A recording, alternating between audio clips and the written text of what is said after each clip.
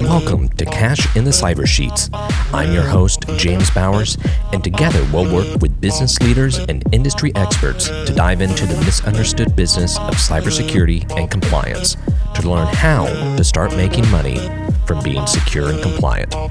Welcome to Cash in the Cyber Sheets. Hey everybody, welcome back to Cash in the Cyber Sheets. I'm your host, James Bowers, Chief Security and Compliance Architect here at Input Output. Very happy to have you back here with us today. And today, I would like to actually dive into where we've gotten to with the development, more so the improvement of our AI policy.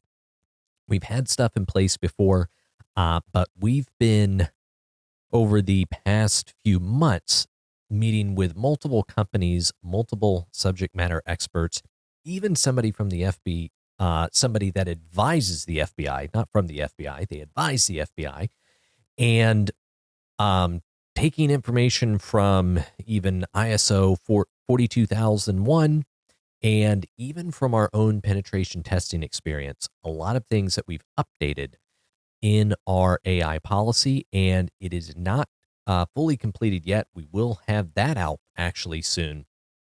But I wanted to talk about the big points because they're pretty big things of consideration. Some are already in some of the other controls, but some others really make you think and can get you going down the rabbit hole with your own AI implementation. So I want to dive into those today. That's exactly what we're going to do right now, right after you click on that like, click on that subscribe, wherever you're listening or watching us at, whether it's YouTube, Apple, Spotify, wherever it's at. Show us some love and go ahead and leave us some comments. Let us know some things that you're having trouble with in your security and compliance management, things you would like help with, and definitely the things that you've done that have worked out really well. Love to celebrate the success. So let's get into our AI updates. Now, for what we've done, what we're doing is there are, about 8 core controls, 8 new risk/controls that we're really putting around the whole AI policy development, the consideration of how everything's put together, because based on how AI is being integrated into your environment, there's some things that a lot of people are overlooking, and you really need to make sure that you're not, because they can have big impacts. So first one here, not too big, but it's just the core control. We're putting it in our information security operations management domain, but just AI usage and risk management, just that overall arching,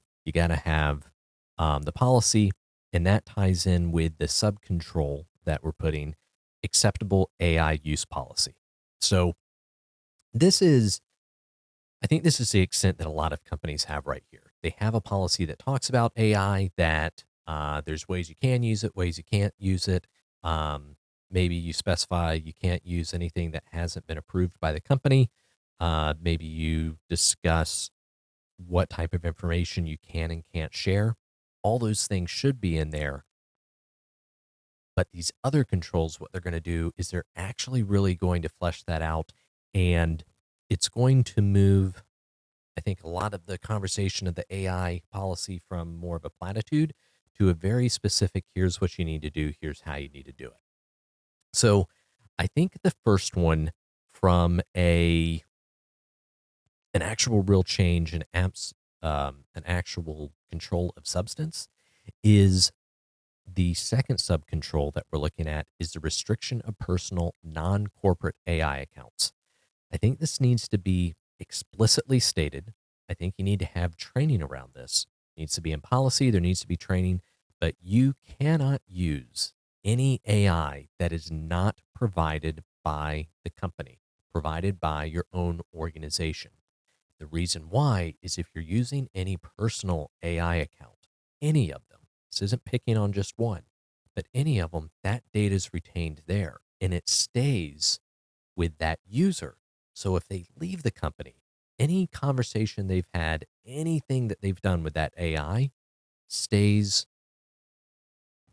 within their platform. It's not owned, it's not managed, it's not controlled by the company. So that's definitely something that you want to squash. You want to be able to speak to that directly. No AI that's not issued by the company. The our third sub control, the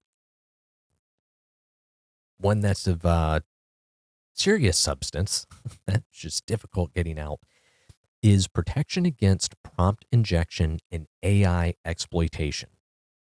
Here's something really crazy about AI. With every system that it's connected to, it's essentially making that system to where anybody that just knows how to talk to AI, any social engineer, now can essentially breach your network. You don't need to have all the technical skills. And there are plenty of things out there on the internet about this that talk about it. We've even been doing this in our own penetration testing exercises where we've had AI provide us passwords for systems. We've had it provide us data that it shouldn't provide us. And it's a very real and very serious issue.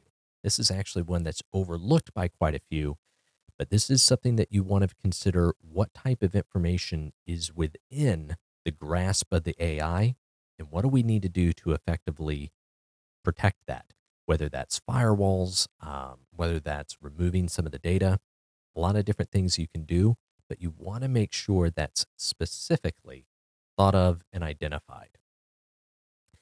Next one I want to specifically call out is the AI data retention and deletion.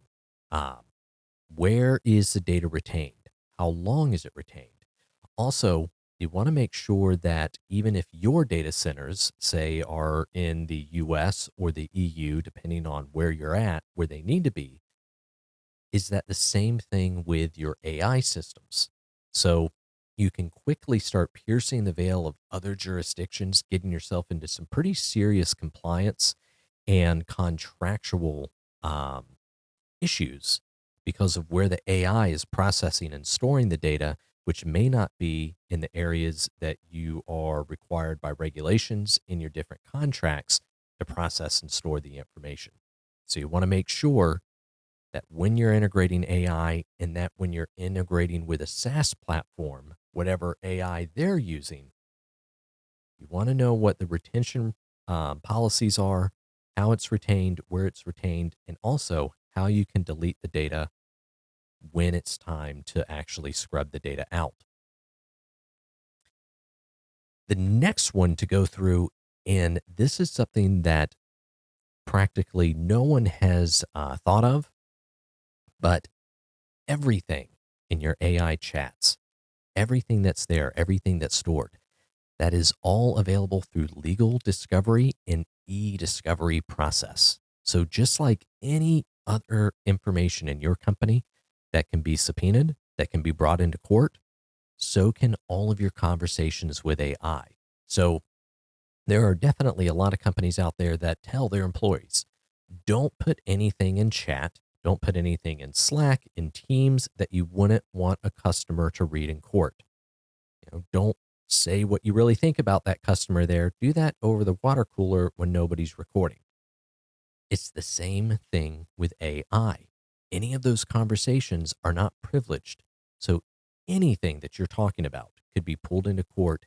And depending on the type of conversations, type of questions you're asking, that could easily create a situation to where it paints you in not the best light and could definitely damage your case depending on what's exactly being brought against you.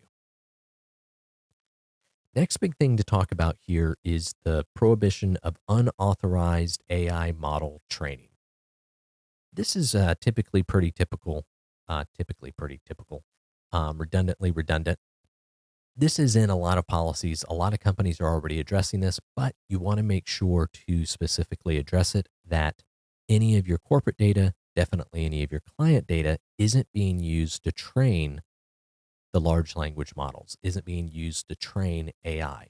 So you want to make sure that that is available with whatever platform that you're using, and that it's actually configured so that you're not inadvertently training the AI with your data. The final control or sub-control that we have here is role-based access and scope limitation for AI systems. Now, this kind of works hand in hand with that exploitation, but essentially what's happening here is a lot of systems have role-based access. We segregate who can access what, how they can access it, what they can do with it.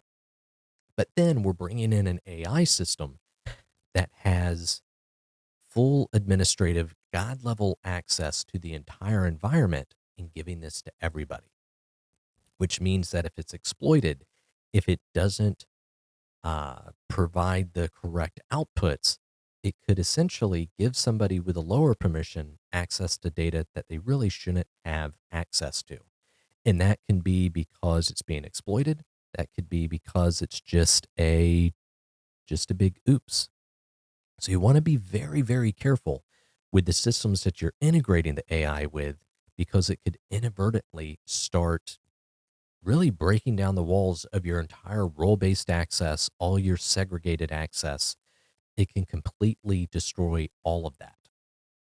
One thing that we are really looking at with a lot of our companies here, and I assume that this will continue to change, but is looking at it as if you are providing access to a system, a database, if you're providing that to AI, then everybody with access to that AI should have the same level of access to that database. That is not necessarily always the case. That's definitely a blue sky kind of design philosophy.